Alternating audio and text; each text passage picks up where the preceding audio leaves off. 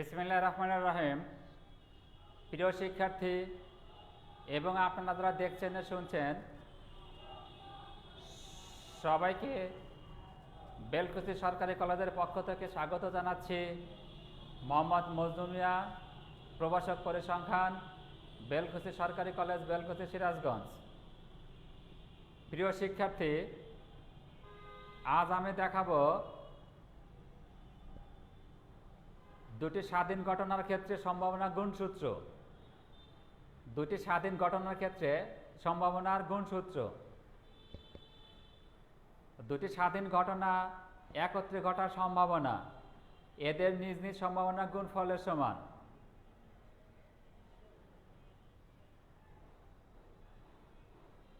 প্রিয় শিক্ষার্থী, নিশ্চয়ই তোমাদের মনে আছে স্বাধীন ঘটনা কি? স্বাধীন ঘটনা হলো যে কোনো একটি ঘটনা ঘটার ক্ষেত্রে যদি অন্য কোনো ঘটনার উপর আংশিক বা সম্পূর্ণভাবে নির্ভর না করে, সহজ কথায় বলতে পারি, কোনো ঘটনা ঘটার ক্ষেত্রে যদি বা ঘটার সময় যদি অন্য কোনো ঘটনার উপর নির্ভর না করে, তখন তাকে বলা হবে স্বাধীন ঘটনা। আর আজকের যে উপপাদ্যটা সেটা হলো যে দুটি স্বাধীন ঘটনা একত্রে ঘটার সম্ভাবনা এদের নিজ নিজ সম্ভাবনা গুণফলের সমান। দুটি স্বাধীন ঘটনা একত্রে ঘটার সম্ভাবনা এদের নিজ নিজ সম্ভাবনার গুণফলের সমান। অর্থাৎ এ ও বি দুটি স্বাধীন ঘটনা হলে, এ ও বি দুটি স্বাধীন ঘটনা হলে প্রমাণ করতে হবে P of A intersection B equal to P of A into P of B. অর্থাৎ দুটি স্বাধীন ঘটনা একত্রে ঘটার সম্ভাবনা এদের নিজ নিজ সম্ভাবনা গুণফলের সমান।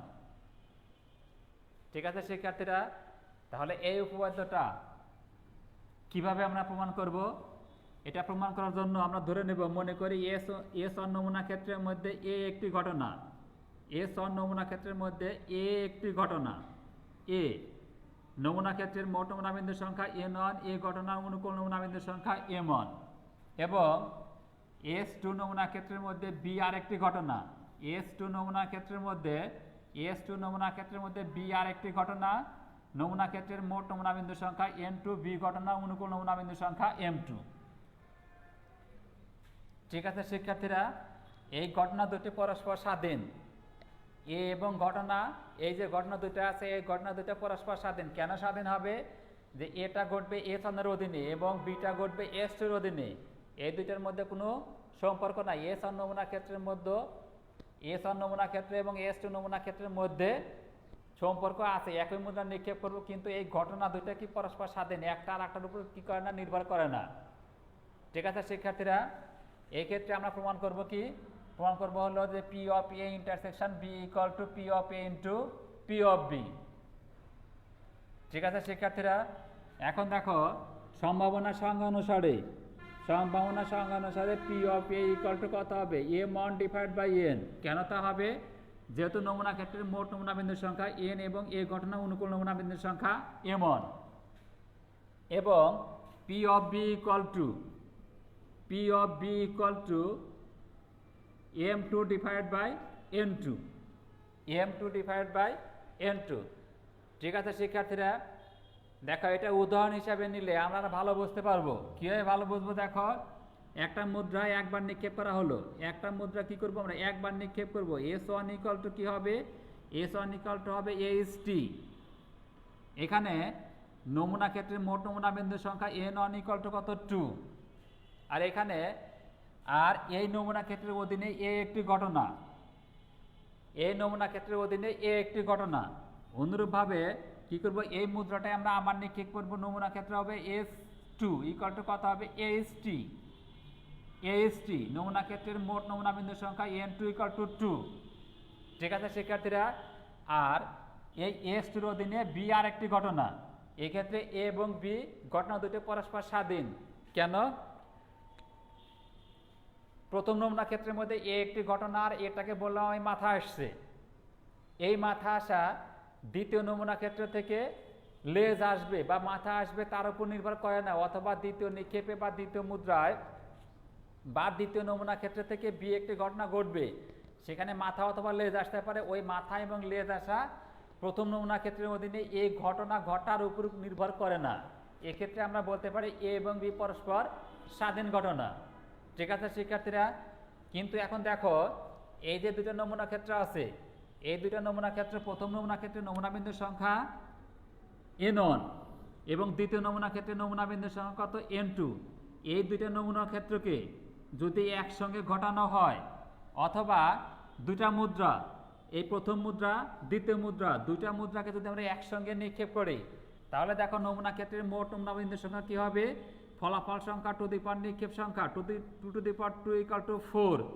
এবং দেখো নমুনা ক্ষেত্রের মোট নমুনা বিন্দুর সংখ্যা হবে n = 4 এবং নমুনা ক্ষেত্রটা কীরকম হবে? নমুনা ক্ষেত্র হবে দেখো এইচ টি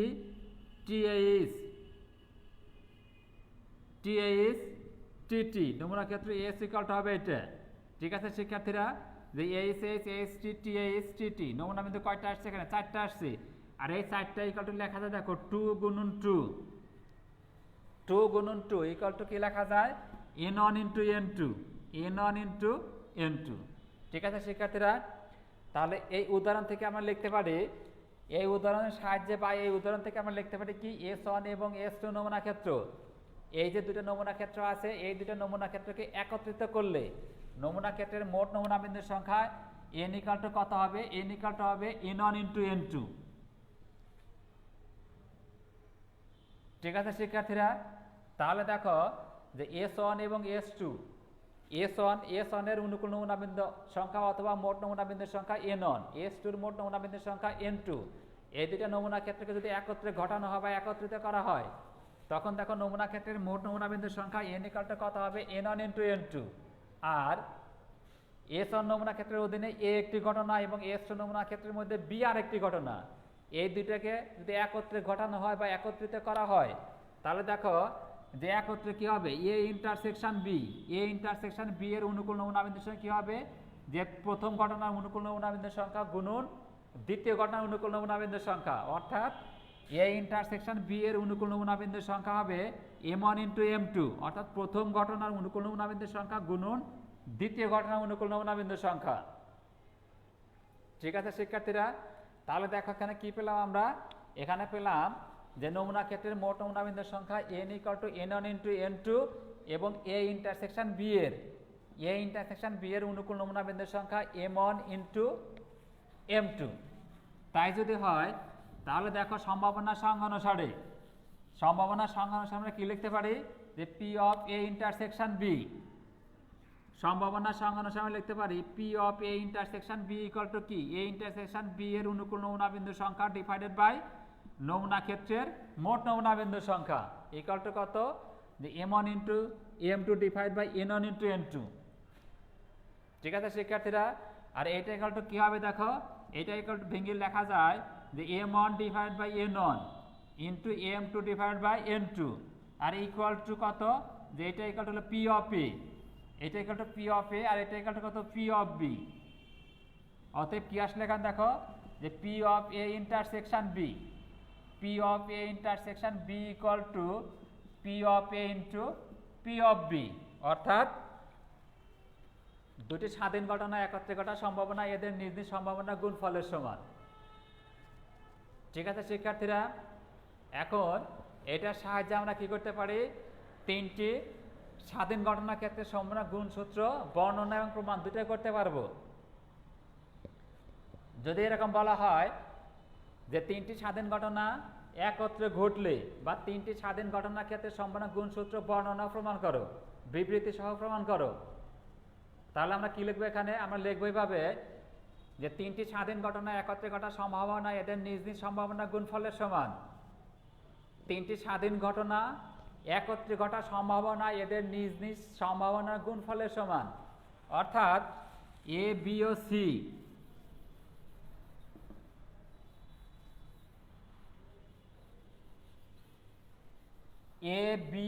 C তিনটি স্বাধীন ঘটনা হলে প্রমাণ করতে হবে P of A intersection B intersection C =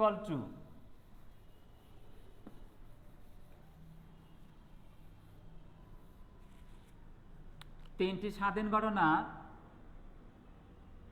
একত্রে ঘটার সম্ভাবনা এদের নিজ নিজ সম্ভাবনা গুণফলের সমান, অর্থাৎ এ বি সি তিনটি স্বাধীন ঘটনা হলে দেখাতে হবে P of A intersection B intersection C equal to কত, যে P of A into P of B into P of C. ঠিক আছে শিক্ষার্থীরা, এটা কীভাবে প্রমাণ করব? এটা প্রমাণ করার জন্য আমরা ধরে নেব যে এস ওয়ান নমুনা ক্ষেত্রের মধ্যে এ, এস টু নমুনা ক্ষেত্রের মধ্যে বি এবং এস থ্রি নমুনা ক্ষেত্রের মধ্যে সি তিনটা ঘটনা, এবং ঘটনা তিনটা কি পরস্পর স্বাধীন, পরস্পর স্বাধীন। এস ওয়ান নমুনা ক্ষেত্রের মোট নমুনা বিন্দুর সংখ্যা এন ওয়ান, এ ঘটনা অনুকূল নমুনা বিন্দুর সংখ্যা এম ওয়ান। এস টু নমুনা ক্ষেত্রের মোট নমুনা বিন্দুর সংখ্যা এন টু, বি ঘটনার অনুকূল নমুনা বিন্দুর সংখ্যা এম টু, এবং এস থ্রি নমুনা ক্ষেত্রের মোট নমুনা বিন্দুর সংখ্যা এন থ্রি, এবং সি ঘটনার অনুকূল নমুনা বিন্দুর সংখ্যা এম থ্রি। সম্ভাবনা সংজ্ঞা অনুসারে আমরা কি লিখতে পারি, যে P of A equal to M one divide by N, P of B equal to M two divide by N two, এবং P of C equal to M three divide by N three. ঠিক আছে শিক্ষার্থীরা, যে সম্ভাবনা সংজ্ঞা অনুসারে P of A equal to M one divide by N one, P of B equal to M two divide by N two, এবং P of C equal to M three divide by N three. এখন এই যে তিনটা নমুনা ক্ষেত্র আছে S one S two S three, এই তিনটা নমুনা ক্ষেত্রকে একত্রিত করলে নমুনা ক্ষেত্রের মোট নমুনা বিন্দুর সংখ্যা এন ইকুয়াল টু হবে এন ইকুয়াল টু হবে N one into N one into N two into N three, N one into N two into N three. এবং আর কি হবে দেখো, আর হবে A intersection B intersection C এর অনুকূল নমুনা বিন্দুর সংখ্যা হবে এ ঘটনার অনুকূল নমুনা বিন্দুর সংখ্যা গুণ বি ঘটনার অনুকূল নমুনা বিন্দুর সংখ্যা গুণ সি ঘটনার অনুকূল নমুনা বিন্দুর সংখ্যা, অর্থাৎ A intersection B intersection C এর অনুকূল নমুনা বিন্দুর সংখ্যা হবে M one into M two into M three. ঠিক আছে শিক্ষার্থীরা, আর সম্ভাবনা সংজ্ঞা অনুসারে P of A intersection B intersection C, P of A intersection B intersection C equal to যে A intersection B intersection C এর অনুকূল নমুনা বিন্দু ডিভাইড বাই নমুনা ক্ষেত্রের মোট নমুনা বিন্দু, অর্থাৎ M one into M two into M three divide by N one into N two into N three. এটা ভাঙে লিখলে কীভাবে লেখা যায় দেখো, লেখা যায় M one divide by N one, M two divide by N two into M three divide by N three. অতএব P of A intersection B intersection C equal to কত, যে P of A into P of B into P of C. ঠিক আছে শিক্ষার্থীরা, তাহলে এখান থেকে আমরা দেখো, এখান থেকে আমরা খুব সহজে কি প্রমাণ করতে পারবো, দুটি স্বাধীন ঘটনার ক্ষেত্রে সম্ভাবনা গুণ সূত্র বর্ণনা এবং প্রমাণ বিবৃতি সহ প্রমাণ করতে পারবো। অনুরূপভাবে তিনটি স্বাধীন ঘটনার ক্ষেত্রে আমরা সম্ভাবনার গুণ সূত্র বিবৃতি সহ প্রমাণ করতে পারবো। ঠিক আছে শিক্ষার্থীরা, আজ আর নয়, আমার আগামী ক্লাস দেখার আমন্ত্রণ জানিয়ে আজকের ক্লাস আমি এখানে শেষ করছি। ধন্যবাদ সবাইকে।